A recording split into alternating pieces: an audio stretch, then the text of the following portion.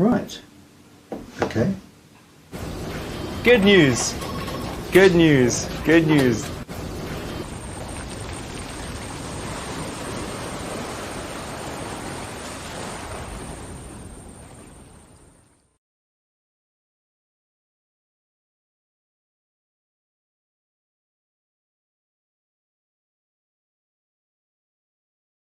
On TalkRadio. Well, I have to say I scarcely know where to begin with Peter Hitchens this week. Peter, very good morning to you. Morning. Well, how absolutely and utterly idiotic and useless can a government be? Oh, much, much worse than this one. You wait and see. But this is not really about government. This is about the huge gap between the propaganda which the government has spread and what it really believes. You saw in the case of Professor Ferguson, you saw in the case of Dominic Cummings' wild ride to Barnard Castle, and you see in this the simple fact these people never believed their own propaganda.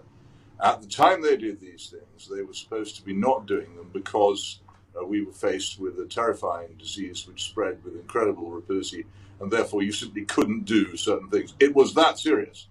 And yet all these people did things which didn't fit in with the rules which they had imposed, Mr. Hancock personally imposed, by decrees signed in his own name on the population.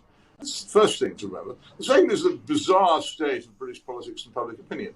Here is a man who, over 15 months, has crashed the economy, strangled huge numbers of businesses, ended thousands of jobs whose holders probably don't yet know they've gone, reduced us to the most incredible levels of debt, condemned us to years of high inflation and punitive taxation, wrecked the education of hundreds of thousands of school children and students, destroyed the lives of many old people who were deprived entirely of social contact. All these things, and he remains in office and is largely treated as if he was a competent person.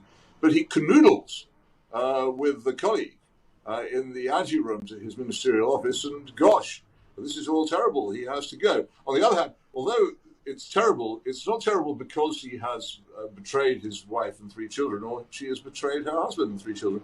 These are things which we no longer care about because we're way beyond that kind of thing, and we're much too grown up to do so. Exactly. It's because she's broken social distancing rules. That is the state of this country. People. It's the fascinating thing is as always, not what's against the rules, but what's allowed under the rules. He could have done all those things, provided he hadn't done a canoodle in sight of a CCTV camera installed in his own office, apparently without his knowledge. He would still be there. Well, it's interesting you say that. I like you, I think the public are no longer bothered by adultery or adulterous Some of the politicians. public are. No one cares about that. I think some of the public are. No, I think it genuinely wasn't about that. I mean, it was a particularly cringy clinch that he involved himself in, which was certainly, if he was on Strictly Come Dancing, you would have thrown him off immediately. But the thing is that I think it was the hypocrisy that he showed, because he had been such a hardliner and he had caused so many people distress and he had made people pay fines for things that were less bad than what he was doing. And so I think that was what got him in the end. Well, maybe so, but I still say that it was his pursuit of a largely crazy and damaging policy, which is the reason why he ought to be out of office and the reason why the people of this country should have been in a state of huge discontent for many, many months. But that's what it takes. You also have a problem in what would once have been a sexual scandal with a prime minister who can't conceivably sack any minister for doing that. So it was really left up to him whether he went or not, because Mr. Johnson couldn't possibly have said to him, look, Matt Hancock, you've been behaving fast and loose with your missus, and you've got to go. Well, that would be inconceivable. But what I find also quite amusing, Peter, as I'm sure you do, is those who support Boris Johnson and this Prime Minister and his government, who say, well, one of the great things about Boris is that he's very loyal. I mean, nearly fell off the chair. Really? Loyal to whom? Well, he's very loyal to the people who put him into office. And the continued tenure of the Education Secretary, for instance, whose name I can never remember. But his continued tenure of his...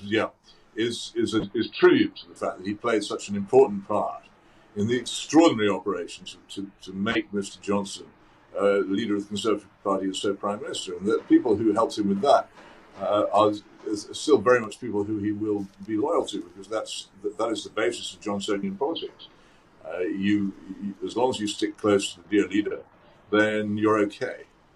Well, that's true, but sadly, again, and you've said this many times before, the sort of the chipping away of the credibility of this government continues apace. At what point, if there ever will come this point, does the edifice start to crumble?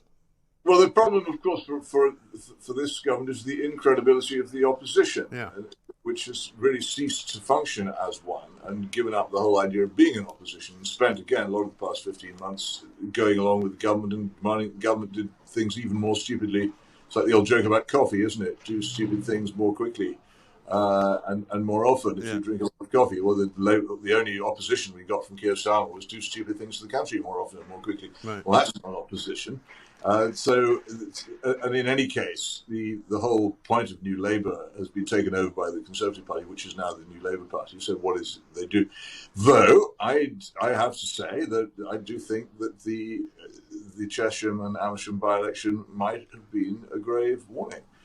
If other parties apart from Labour could put together a new left-wing coalition on whatever basis, this government is extremely vulnerable to that. And it is particularly vulnerable because its policy on development is extraordinarily damaging to very large numbers of its own voters in the suburbs and the countryside. Yes. And they felt they had nowhere to turn until Chesham and Amersham. And suddenly they realised that they could, in fact, unseat Tory MPs if they felt like it. Yes. Well, funny enough, one of those clouds as small as a man's hand, which will grow and grow. I think we need to worry about that. Yeah. Well, since you said that last week, actually, I've spoken to a few Tory MPs, and some of them privately, some of them publicly, have said that they believe that an awful lot of the Tory voters in that part of the world just decided not to vote because they couldn't bring themselves to do it. Well, there's your problem, isn't it? But then again, if Labour begins to crumble, and my great fear is that the Green Party will replace it, without all the drawbacks of Keir Starmer and the Labour Party, and without all the pretense of being a working class party, which Labour hasn't been for years, but has relied on pretending to be. And if a new left-wing coalition, similar to the one that's forming in Germany, based upon green dogma, begins to form, then I think the idea that the Tories have got the country in their grip for decades to come will turn out not to be true. But to me, this is all surface, because nothing will actually be done about any of the really big problems which face the country, because nobody will address that. No. Well, you wrote about that this weekend. I wanted to touch upon that because I, like you, remember the heady days of BT, pre-BT, when you had to get your phone from the post office and you had to wait sometimes for months and months on end. But you're pointing out that some of the so-called sort of privatisations and some of the advances, if you like, in some of Britain's kind of commercial enterprises have not been entirely successful. Well, the BT business was because people would say, well, let's say what you like about Margaret Thatcher, but the telephones are better. Yeah. And BT is better than the old post office telephones, which we used to have. Well, I don't think that's true. I think that I hear people cursing BT all the time, far more than I ever heard them cursing the old post office telephones. It's the idea that privatisation was itself a miraculous thing. Anybody who travels by train knows that that's not true. What happened with privatisation was the creation of a whole lot of monopolies who were even more irresponsible, untouchable, and unresponsive to their customers than the old nationalised industries. And in many cases are owned abroad. I know that the water companies, they ended up being owned by an Australian bank. Yes. In many cases. So I don't see how that benefited us. And most of the other supposed achievements of Thatcherism seem to me to have come pretty much to nothing. I just think she's immensely overrated and wasn't really in any serious way conservative, particularly over what to me has always been the most important issue of pretty much of our time, the education of the children of this country, where she gave in to the campaign to destroy grammar schools. Whatever you think of comprehensive schools, there isn't any question that selective state grammar schools were better and they were more accessible to the poor. And she took part in the destruction of these irreplaceable institutions. It's the most crazy bit of destruction by any government since the dissolution of the monasteries. And to claim to be a conservative when you allowed that to happen just seems to me to be impossible. Yes. I think there were a lot of things about her that were admirable personally. Her own life is an extraordinary story, but I do not think that politically she was a success. Well, it's interesting, isn't it? Because obviously it was a different time, and I think had she not done those things, then we would not be perhaps any better off if they were still here. For example, if we had not made BT into the big sort of commercial operation that it is, it may not be run very well. I mean, that may be partly the government of the day's fault that it's not run very well. It may well be that we shouldn't have sold off large portions of the train companies and the power companies abroad, but that's happened. I'm not sure that we would have been better off just keeping one huge nationalised industry either, though, because if you look at the NHS, for example, one of the problems with the NHS is that it hasn't ever modernised. It's always been run by the same management structures and the same people and the same types of systems that it always was run by, which makes it incredibly inefficient. Well, I'm not sure about that either. I think there's some marketisation of these things under Mrs. Thatcher, I think, made them less efficient than they were. Actually, in terms of the result and expenditure, the British NHS, while far from perfect, outperforms American private health by a long way. It may not be the best model, but I think one of the things which made it immensely worse was the ceaseless restructuring and, say, marketisation of it, which began under the Thatcher government.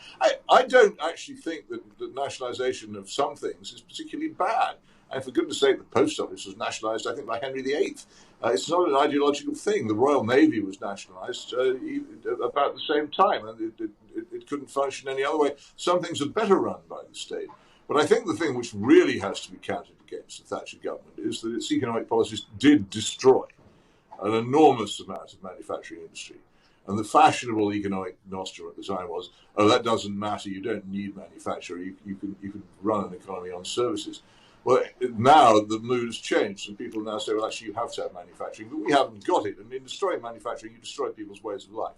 Yes. And no, I think that's true. In part of the country, people simply had their way of life destroyed and replaced by more or less nothing. And I think that was a disaster, and I don't think anybody really ought to defend it. The other thing, remember the miners' strike, what do you think about Arthur Scargill? The behaviour of the Nottinghamshire and Derbyshire miners who would not go out on strike on his orders was extremely brave, and often physically brave, because people came down and tried to picket them. Yeah. Their reward from the Conservative Party, lifetime unemployment. Yes. But there again, I mean, you wouldn't really want people... to pay a debt. But there again, Peter, you wouldn't really want people going down mines in this day and age, would you? Oh yes, I would. I think that the people, certainly they do in China all the time. You make it as safe as you possibly can, but it's not. I would rather have this country producing a large part of its own energy than being dependent on others for it. And I think that the large parts of this country, in the north and in South Wales, depended heavily for their community life on the existence of that industry. If you're going to destroy it, then you have to have some idea as to what you replace it with. Nobody thought about that. No. And the social consequences of the destruction of the mining communities have been catastrophic. You have to think about more than just money when you're running a country. And I have the feeling I got in the Thatcher era, increasingly, which is what eventually cheesed me off against it, was that actually money was the only thing they were thinking of. But the trouble is, of course, that we've had short-termist governments now for such a long time that I've forgotten what it's like to have one that was planning for the future. And in fact, the last one probably that was planning for the future is the future that you despise, which is the Blair government, who were very sure that they were putting in sort of various planks that would affect the British people and the British culture and the British country for decades to come. But hold that thought, because I've got a great story to tell you in a moment. Peter Hitchens is with us, Mail on Sunday columnist, of course. He's got plenty to say. We've got more time to do it in. This is TalkRadio. Welcome back to the Independent Republic of Mike Graham. We're talking to Peter Hitchens, Mail on Sunday columnist. Yeah, I thought of you. I was talking to somebody at the weekend, Peter, who told me something very interesting about land in this country. And do you know that there's an epidemic right now going on of farmers who are apparently selling their fields for the use of solar panelling, so that they get two benefits out of it. They can put money into it, but they then supposedly loan the money to the people who put the solar panels in, thereby collecting interest on the revenue that they put in. So if they've got cash, farmers will do it. They can also still graze sheep, apparently, under that. But here's the trick. Apparently, after 10 years, the greenfield site that was the place where the solar panels were put is designated to be a brownfield site, and they can then sell it for development. That would explain how very much of this you now see as you travel around the country. There's been an awful lot more of it in the past few years. Certainly the last bit explains it absolutely. Once agricultural land becomes saleable for development, it enormously increases the price. Yeah. So yeah, I'm much intrigued to know it, but not wholly surprised. No. When we see these things happening, I think there must be some reason why this is going on. Yes. Some subsidy of some kind, because it's not actually rational to put solar panels up in the country. It makes no sense. And apparently, if you keep them there for 10 years, is the period for which you have to keep them there, and then it becomes a brownfield site which you can develop. Yeah, well, that's it. That is the most astonishing thing. Because the sale of agricultural land for development is normally very difficult, and it keeps the price of that land down, but it must push it up. I foresee when people actually begin to realise just how much concrete is going to be spread particularly over the south of this country in the next few years. I think there is a big problem, as we were discussing earlier, for the Conservative Party waiting.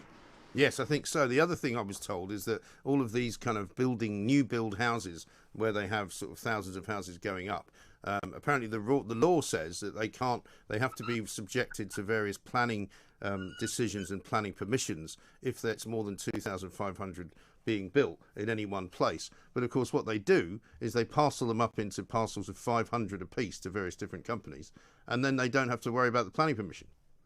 No, it's extraordinary how easy it is if you have the right lawyers to evade what appear to be fierce law. I was just out on my bike outside Oxford a couple of weeks ago. I noticed a lot of posters in the hedges saying "Don't vote for concrete councillors." It's a term that's apparently spreading. It did the Tories, I think, quite a bit of damage in the area around Oxford at the last local elections.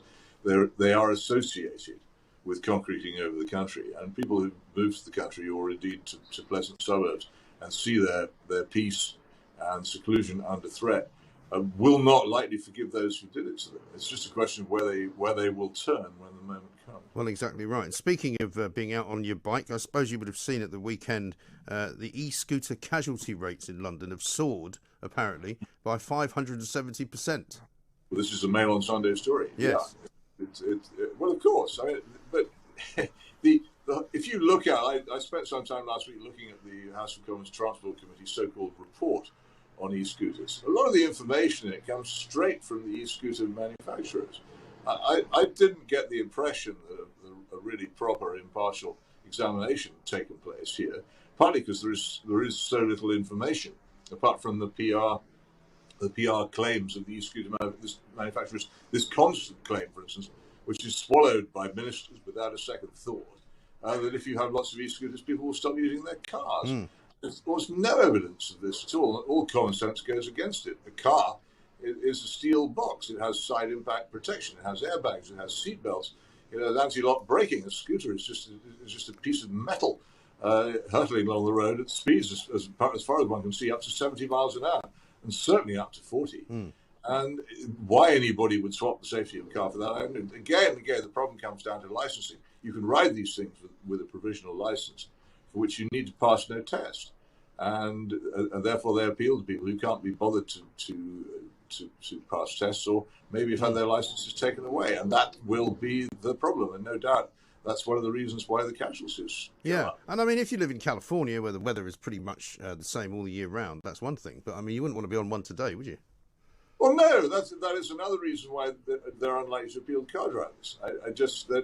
They're not practical transport for people doing things like trying to go to work or anything like that kind.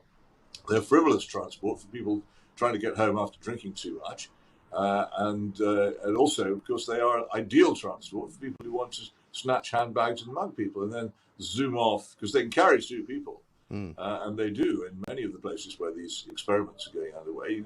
You can commit a crime and then zoom off, vanish down a side alley without any possibility of anybody ever catching you. There couldn't have been a vehicle ever designed more suitable either for a mugger or for a drug.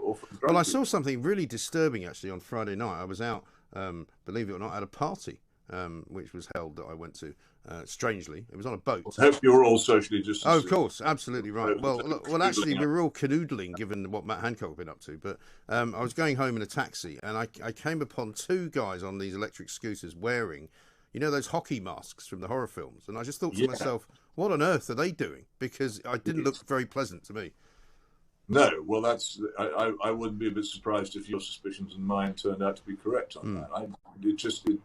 There it is, silent. You slip up behind people from without any warning at all. Do what you want, and then you're off. And if you're wearing a mask, nobody knows who you are. One guy does the driving, the other one stands behind. Right, shocking stuff. Great to talk to you, Peter. As ever, we'll catch up again next week when we